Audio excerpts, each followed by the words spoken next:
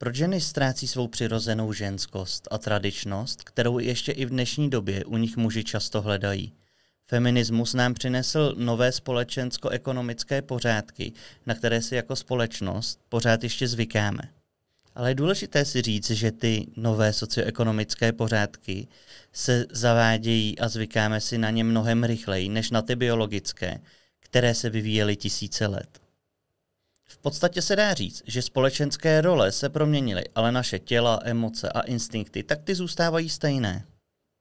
A protože dnes někteří muži dokážou z některých rolí vyřadit ženy a ženy naopak muže, ty biologické části v nás jsou z toho přirozeně zmatené. Naše přirozenost prostě nestihla tu aktualizaci. A proto to do sebe tak často naráží a přichází ta různá nepochopení. Ber to tak, že 100 000 let se v nás vytvářela určitá hierarchie instinktů, pocitů, uspořádání a rolí. Jenže moderní muž i moderní žena jsou v tomto novém uspořádání často zmatení.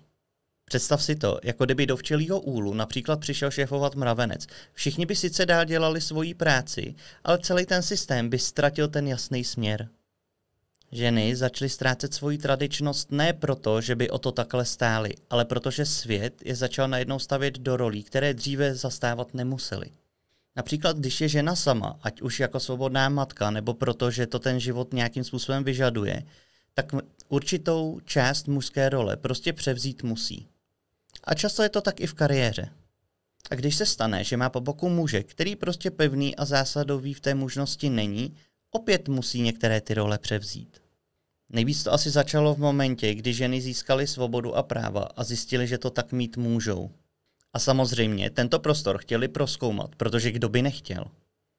Ale v tom objevování se často vytratila ta část, kterou muži v ženách podvědomě pořád hledají, ta ženskost samotná.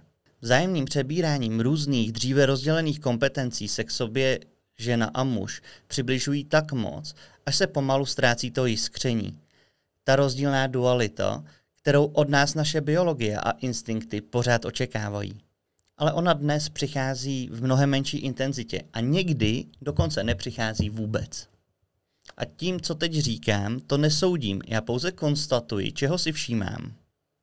Ale přijde mi, že si ženy dnes právem užívají nově nabité práva, možnosti, svobodu a je to tak dobře. Jen jsou možná překvapené, že muži už v nich nevidí ženy tak, jako to bylo dříve. Některé si možná myslí, že za to můžou právě muži.